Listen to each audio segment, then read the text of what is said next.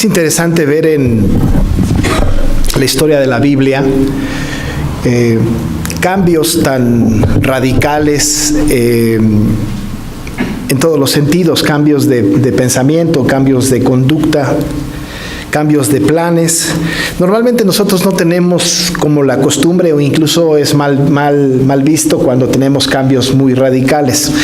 Pensamos que de las personas que pasan de una condición, de una decisión a otra, pensamos que son de doble ánimo, e incluso podemos usar la palabra para decir que las personas de doble ánimo son inconstantes en todos sus caminos. Eso dice la Biblia. Y utilizamos textos como estos para hablar acerca de que ya dijiste una cosa, ahora dijiste otra. Pensamos también que las personas que cambian de parecer son personas que no tienen seguridad de sí mismas. Pero claro que nosotros, cuando hablamos de este tipo de cosas, estamos hablando de personas comunes y corrientes como nosotros. Pero ¿qué tal cuando hablamos acerca de Dios? Tenemos uno de los atributos de Dios, un atributo maravilloso de Dios, que es más bien un atributo no comunicable, que el Señor es inmutable. Él no cambia.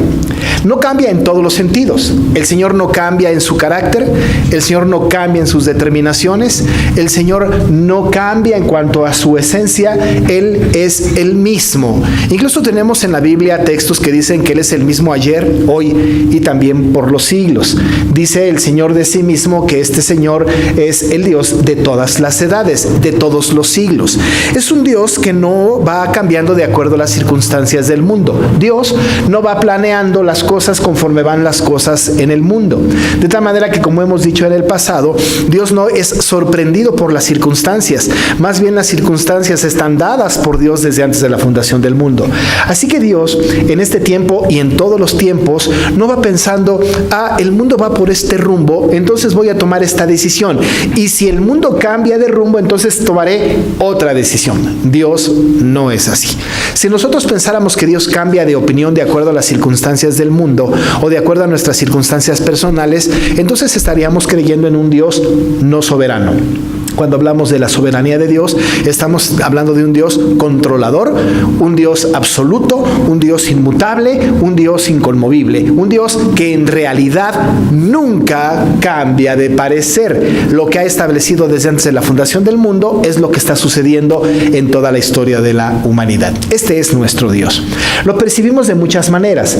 Lo percibimos nosotros por lo que está escrito en la Biblia, pero también lo concibimos a través del sentir común del creyente regenerado. Es decir, nosotros regenerados, el Espíritu da testimonio a nuestro espíritu de que somos de Él, y este Espíritu también nos dice a nosotros, nos convence de que el Dios en el que hemos creído es un Dios que no ha cambiado de parecer.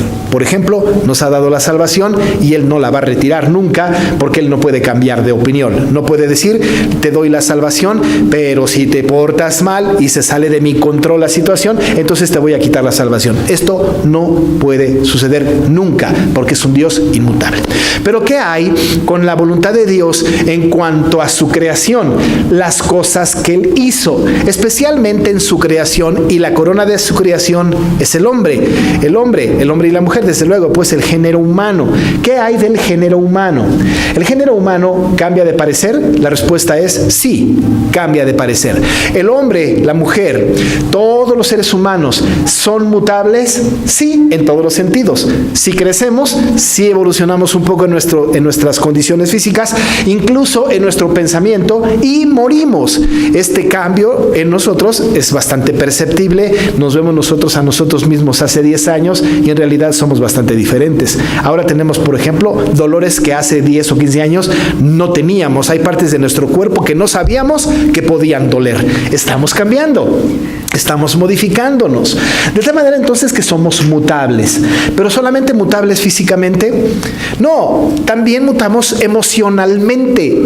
También vamos cambiando en ese sentido. Antes de que yo conociera a mi esposa y me enamorara de ella, no estaba yo enamorado de ella, pero luego entonces cambió la cosa. La conocí y me enamoré. Y ahora va cambiando mi parecer. Ahora mi amor está repartido con mis hijos, y ahora ha cambiado la cosa, porque ahora mi amor está repartido hasta con mi nieta. Y seguramente vendrán más. Pero mutamos en las emociones. Pero ¿qué tal si también cambiamos en nuestras opiniones? Por supuesto que también cambiamos en las opiniones. Tenemos una opinión cuando teníamos 15 y tenemos una opinión cuando tenemos 25 y una opinión cuando tenemos 40 y una más cuando tenemos 60 y ya cuando llegamos a los 80, 90 ya casi ni opiniones tenemos. Pero vamos mutando. La idea que quiero dejar clara es que la creación de Dios, nosotros los seres humanos, cambiamos de parecer. Pero la gran pregunta teológica que existe alrededor de todo esto es, ¿Dios está en control del cambio de las personas en el mundo? Pudiésemos pensar nosotros, en realidad no, porque nosotros cambiamos y Dios no está en control de esto. Pero la gran noticia que tenemos desde el punto de vista teológico es que incluso nuestro cambio de pensamiento, nuestra edad, nuestro proceder físico, nuestras emociones y todas las cosas, aún y estas están movidas por Dios también. No nos gusta a veces este pensamiento porque pensamos no somos títeres de nadie. En realidad a mí nadie me maneja, yo decido lo que quiero hacer y cómo me conduzco. Pero si echamos una mirada otra vez hacia atrás, podemos darnos cuenta con gran asombro que quien ha manejado nuestra vida de manera soberana ha sido el Señor. En las cosas buenas, en las cosas malas, en las cosas pésimas, en las peores y en las mejores. Él ha sido pues el que nos ha dirigido con toda solicitud y de una manera bastante cuidadosa en nuestro pensamiento, en nuestros procederes. Dios pues está en control de nuestros propios cambios. A veces ha pasado algo en nuestra vida y decimos, si no hubiera pasado esto, no estaría yo en esta condición. Y entonces culpamos a la casualidad o al destino, cuando en realidad atrás del escenario no hay otro que es el Señor, que está manejando y moviendo hasta nuestra propia voluntad. No nos gusta un poco, pero en realidad el Señor todo, absolutamente todo lo maneja. ¿Por qué hago toda esta disertación? Muy simple, porque cuando vemos nosotros la historia de Esther, nos damos cuenta de que este Señor inmutable, ese Señor que no cambia, ese Señor soberano, ese Señor que decreta, que establece, lo notamos a Él moviendo la historia de aquel tiempo, cuando el rey Asuero ha establecido su principio megalómano de presumir su reino, cuando Amán ha establecido un decreto por préstamo del anillo real de parte de Jerjes o Asuero para que hiciera esto en contra de los judíos, cuando Esther gana el concurso de belleza y es sustituta de Basti, cuando vemos a nosotros a Mardoqueo salvando la vida del rey y avisándole de la conspiración, cuando lo vemos a él a punto de morir por Amán y además cuando lo vemos a él ser salvado por el rey cuando lee el edicto, las crónicas del rey y se da cuenta que Mardoqueo lo ha salvado de la muerte y cuando da la vuelta a la historia y la horca que había sido preparada para Mardoqueo de 23 metros es usada por el mismo Amán, constructor de la horca. Nos damos cuenta entonces con asombro cómo Dios está manejando la historia de una manera tan asombrosa, haciendo su voluntad en la voluntad de las personas. En la voluntad de las personas.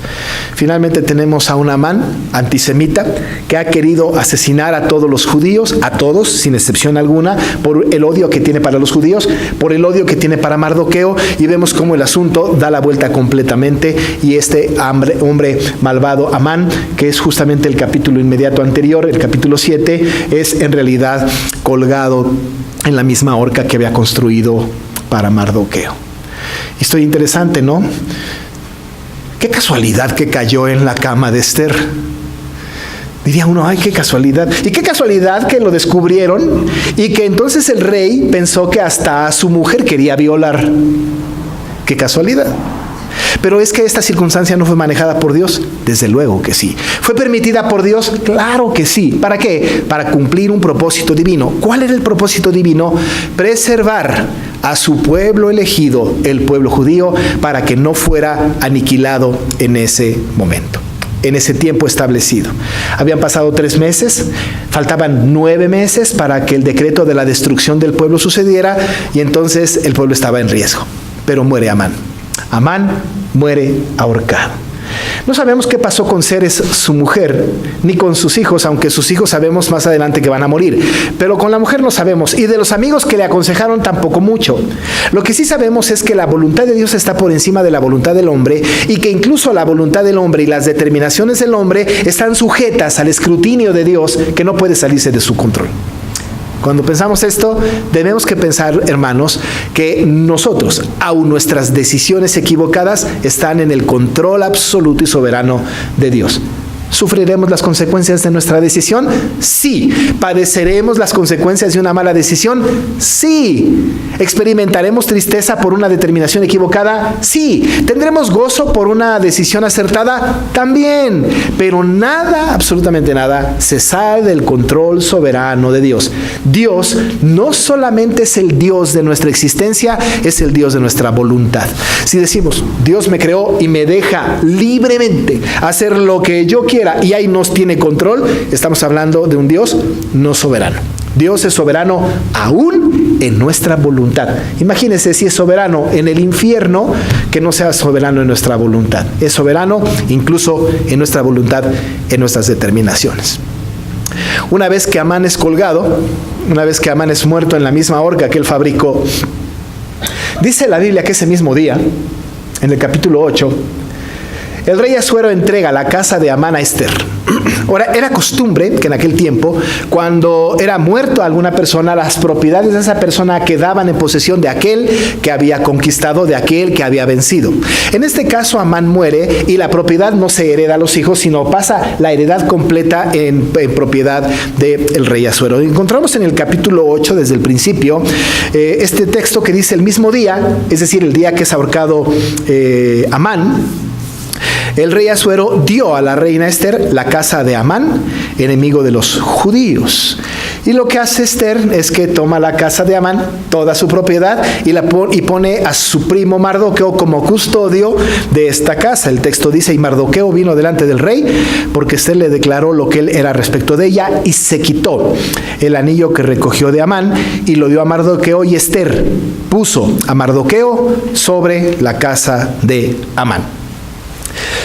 Es interesante que la historia es narrada de alguna manera novelada, como está en este escrito, pero también tenemos nosotros que percibir, tras las líneas que están escritas aquí, tenemos que darnos cuenta pues del trabajo de este Dios maravilloso, soberano, que está en la voluntad de las cosas animadas y de las cosas inanimadas. Había una pared indestructible.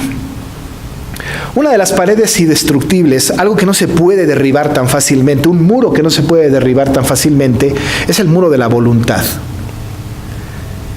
Los corazones inconmovibles, aquellas voluntades férreas, aquellas determinaciones absolutas, es muy difícil de cambiarlas. Son muros que no se pueden romper fácilmente.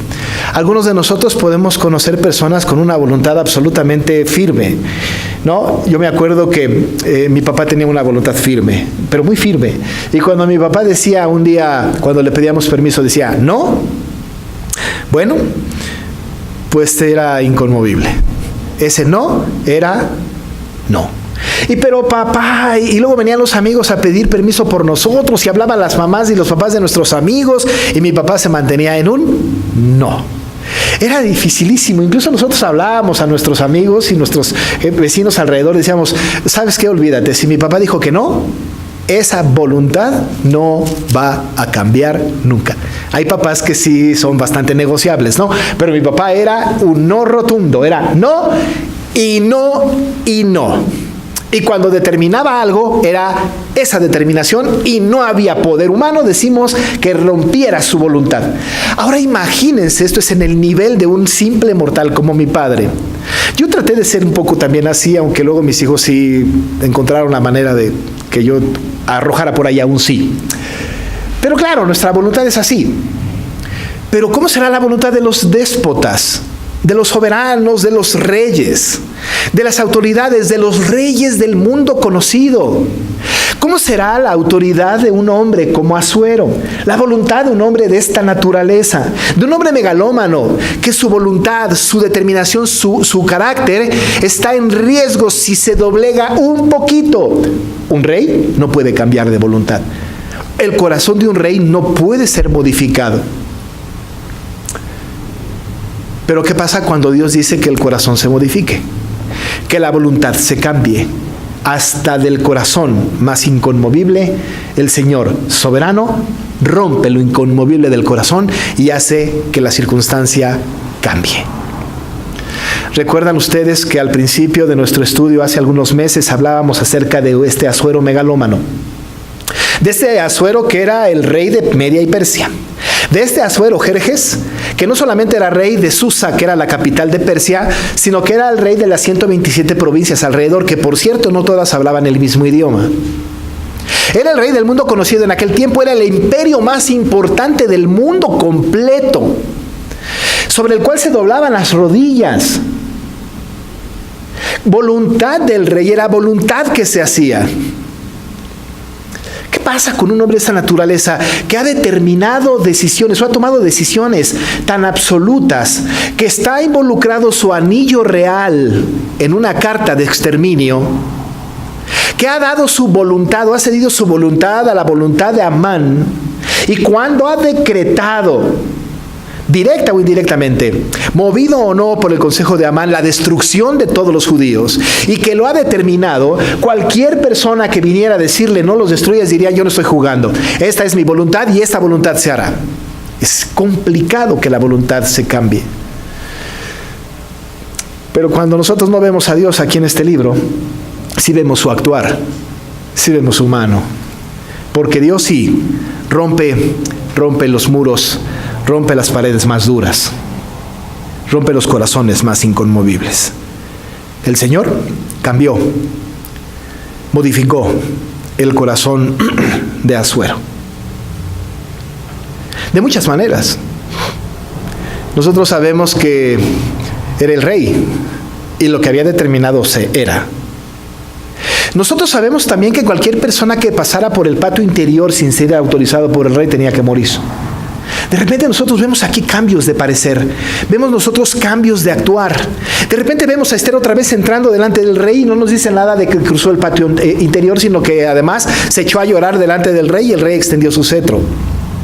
Vemos cosas de esta naturaleza, pero lo más asombroso del asunto es que vemos que lo que hizo Asuero es que ahora le da vuelta a su determinación. Y si antes había favorecido a Amán, ahora por la intervención de Esther, que sabemos que Esther es un tipo de Cristo en este sentido, va a cambiar de parecer.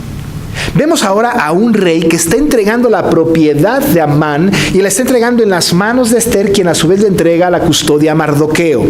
Vemos a este rey que ahora parece ser que ahora es fan de los judíos, cuando antes en realidad había un edicto real que hablaba de matar a todos los judíos. ¿Quién puede hacer esto? El único que puede hacer esto es el Señor.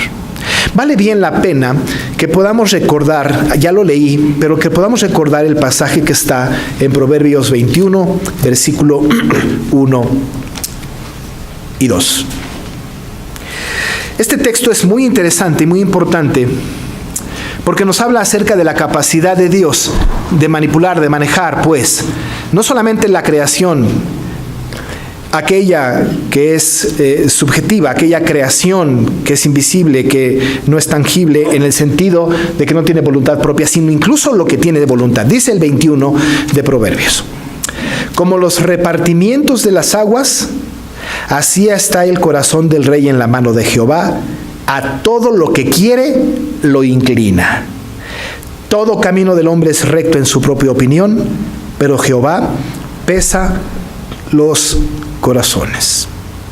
Dice el texto que el corazón del rey está en la mano de Jehová y a todo lo que quiere lo inclina.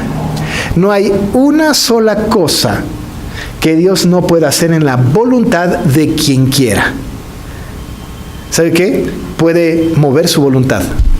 De hecho, lo más asombroso, lo más grande, lo más milagroso que ha hecho Dios para con nosotros, los regenerados, es que cuando el Señor nos llamó para el nuevo nacimiento, no pidió nuestra opinión, violentó nuestra voluntad en la regeneración. Cuando el Señor nos llamó para ser salvos, no dijo: ¿quieres ser salvo? Y entonces por allá el Espíritu y Jesús diciendo: que quiera. Cuando Dios dijo: ¿quieres? No dijo: ¿quieres ser salvo? Dijo: sé salvo. No estaba esperando que ejerciéramos un acto de la voluntad. A todo lo que Él quiere inclina. Y si Él escogió a alguien para salvación y le llama, esa persona no va a decir que no, nunca. Porque a todo lo que quiere inclinar, inclina. La voluntad del que quiere, la modifica. Y a nosotros violentó nuestra voluntad en el momento de la regeneración. No de la conversión, de la regeneración. Luego nosotros voluntariamente, cambiado nuestro afecto, fuimos a Cristo. Pero en la regeneración, pues, en el nuevo nacimiento, en el cambio de corazón, no nos pidió permiso. El regenerado no reclama, ¿no? Más bien le da gloria. No le dice a Dios, oye, ¿por qué no me pediste permiso para regenerarme? Yo no quería. Eso no es posible. Lo hizo sin mi opinión. Porque a todo lo que quiere inclinar, inclina. Imagínense si eso hace en la salvación, que no hará en las cosas más vanas de la vida. Pero en este caso vemos entonces al Señor modificando la voluntad de Asuero.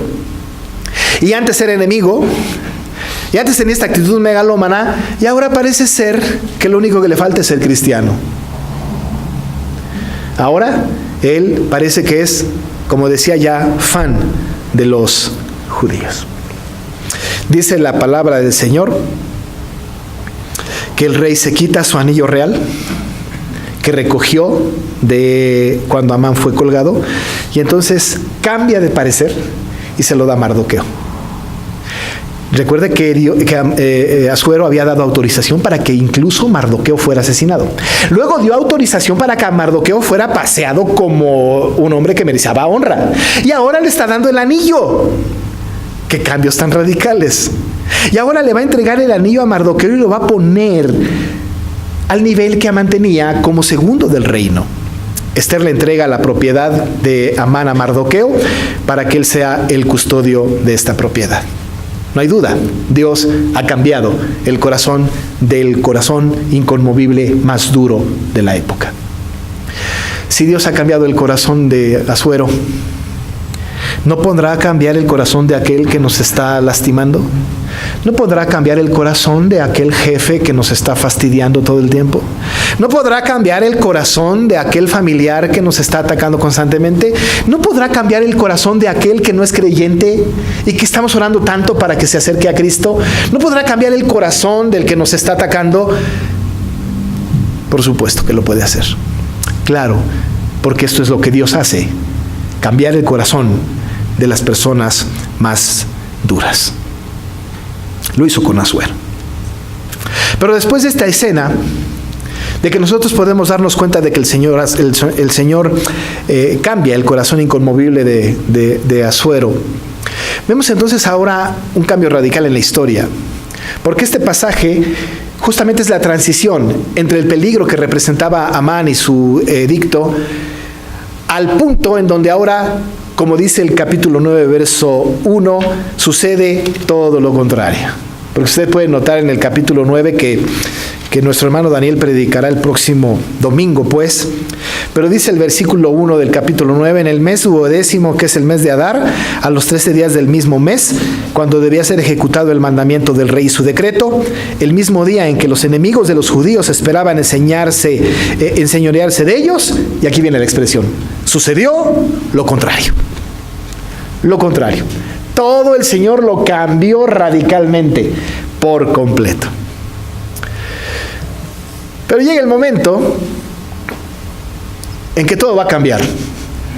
Y entonces entra en escena Esther otra vez. Ahora no la vemos cruzando el patio interior, aunque no está explícito. Podemos suponer que sí lo hizo. Pero se presenta delante del rey. Pero ahora, en este acto intercesor, con una desesperación obvia, tratando de salvar a su nación y a su pueblo de la aniquilación completa, porque tengo que decirle, Amán ha muerto, pero el decreto está vivo. Amán murió, pero el decreto ya salió. El decreto de la destrucción de los judíos ya está en todas las provincias. Faltaban 9 meses para que este decreto sucediera. Los judíos habían rasgado sus vestidos y se habían acostado en cenizas y cilicio. Estaban lamentándose porque la muerte estaba cerca. Amán muere, el decreto continúa. Y Esther lo sabe. No era necesario solamente que Amán muriera para que esto se acabara. Algo más tenía que suceder. Esther lo sabe. Y va y se echa a los pies. No del rey, de su marido. Yo no me imagino hoy nuestras esposas pidiéndonos algo, echándose a nuestros pies. Sería interesante, ¿no? Pero no creo que suceda. Tampoco creo que se echen a nuestros pies llorando y rogándonos algo, ¿no? A lo mejor sí en algunos casos, pero no es como común. Pero ella está ante su marido. El rey es su esposo. Pero claro, en aquel tiempo las circunstancias eran distintas y fuera lo que fuera el rey seguía siendo el rey. Dice la Biblia en el verso 3, volvió luego Ester a hablar delante del rey y se echó a sus pies, llorando y rogándole que hiciese nula la maldad de Amán agageo y su designio que había tramado contra los judíos. Recuerde, Amán ha muerto, el decreto sigue vivo. Entonces el rey, el versículo 4, extiende a Ester el cetro de oro, y usted sabe que ya lo vimos en los capítulos anteriores, viene después del patio interior. Si el rey extiende el cetro sobre la persona vive. Si no extiende el cetro sobre la persona muere. Haya gracia delante de su esposo el rey, extiende el cetro como señal de que la va a escuchar. Ester se levanta, se pone de pie delante del rey, y esto le dice en el versículo 5. Si place al rey, y si he hallado gracia delante de él, y si le parece acertado al rey, y yo soy agradable a sus ojos, que se dé orden escrita para revocar las cartas que autorizan la trama de Amán, hijo de Hamedat agageo, que escribió para destruir a los judíos que están en todas las provincias del rey.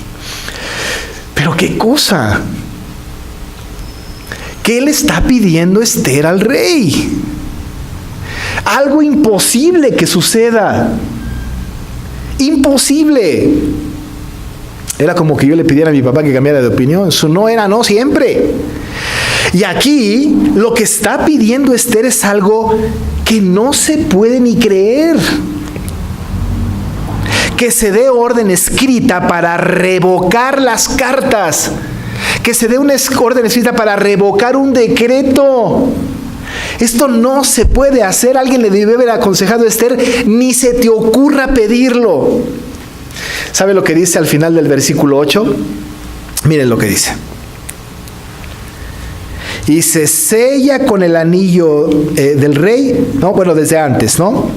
Dice, sellado con el anillo del rey, porque un edicto que se escribe en nombre del rey y se sella con el anillo del rey, no puede ser revocado. Cualquier edicto, cualquier decreto que se sella con el anillo del rey, no puede ser revocado. En el capítulo 1, verso 9, encontramos algo semejante. Recuerde usted que el rey está molesto con Vasti porque no vino para ser presumida con el pueblo y con los príncipes. Y después de los consejos de la gente alrededor de Asuero, le dicen, si parece bien al rey, 1:19, salga un decreto real de vuestra majestad y se escriba entre las leyes de Persia y de Media para que no sea quebrantado. Un decreto del rey no puede ser revocado. No puede ser revocado. Al final del verso 8 nos queda clarísimo, ¿no? Un edicto que se escribe en nombre del rey y se sella con el anillo del rey no puede ser revocado. Ah, pero a Ester se le ocurrió ir delante del rey y pedirle lo imposible. Le está pidiendo algo que va en contra de la lógica del imperio de su época, de la época monárquica, del reinado de Asuero. ¿Cómo se le ocurre? Atrás de esto vemos al soberano Señor moviendo ahora la voluntad de Ester, moviendo la voluntad de Asuero. ¿Qué le importa a Ester? ¿No es cierto que su lema era, hoy me presentaré a él y si perezco, que perezca? Seguramente ahora también pensó, voy a ir, me voy a echar a sus pies, voy a llorar y le voy a suplicar que haga un escrito real y que lo selle con su sello real para que revoque lo que se escribió con anterioridad.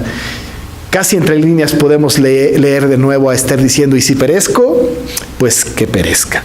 Pero ahora tenía más cosas a su favor. Ahora tenía a Asuero fan de los judíos. Y llegó.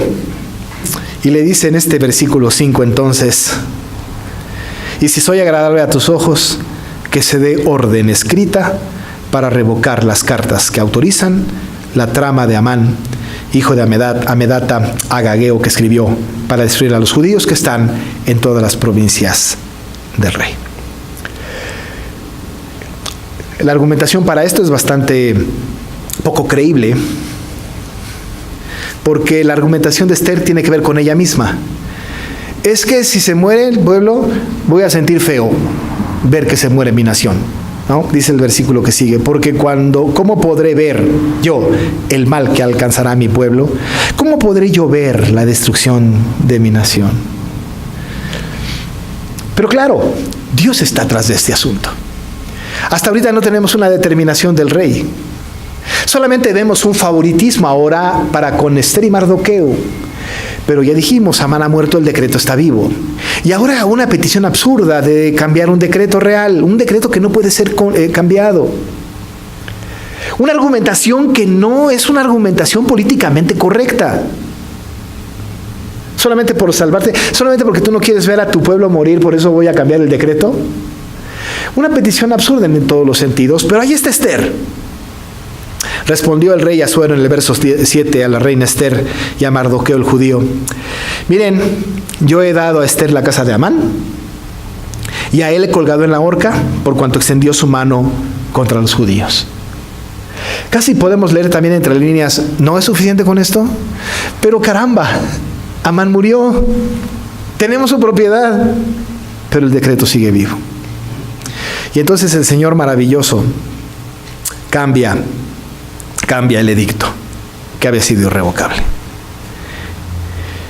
Dice en el 8: escriban pues, ustedes a los judíos como bien les pareciere, en nombre del rey, y selladlo con el anillo del rey, porque un edicto que se escribe en nombre del rey y se sella con el anillo del rey no puede ser revocado.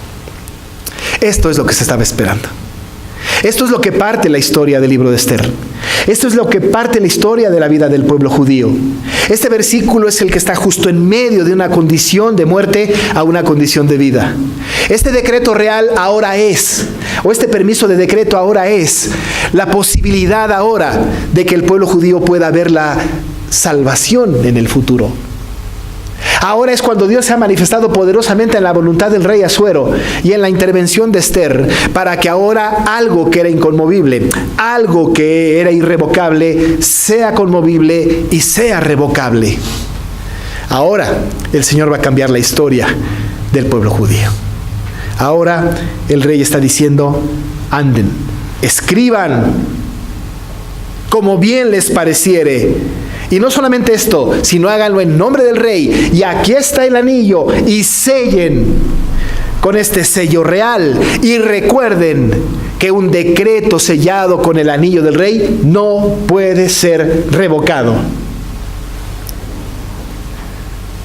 No es posible entender esto si no viéramos nosotros la maravillosa intervención del soberano Señor del cielo. ¿Saben qué pasó? Vinieron los escribanos del rey, se escribió el decreto y mandaron con los correos del reino a las 127 provincias, en su idioma de cada una de las provincias, el edicto de que el pueblo de Israel, de los judíos, iba a ser salvado. Les dio facultad a los judíos incluso de batallar contra aquellos que quieren acabar con él. Les dio la autoridad para que defendieran su vida, y el pueblo será rescatado, el pueblo será salvado. Al final del capítulo leemos nosotros el regocijo que esta decisión provocó. Y en cada provincia y en cada ciudad donde llegó el mandamiento del rey, los judíos tuvieron alegría y gozo, banquete y día de placer, y muchos de entre los pueblos de la tierra se hacían judíos, porque el temor de los judíos había caído sobre ellos. ¿Qué cosas maravillosas puede hacer Dios? De lo impensable, de lo imposible, de las voluntades férreas, el Señor ha hecho un cambio maravilloso. El resto del libro, lo que resta de esta historia, es el establecimiento de una fiesta. Es la destrucción de los enemigos de los judíos, incluyendo los hijos de Amán. Es el restablecimiento de la confianza del pueblo judío para con su Dios.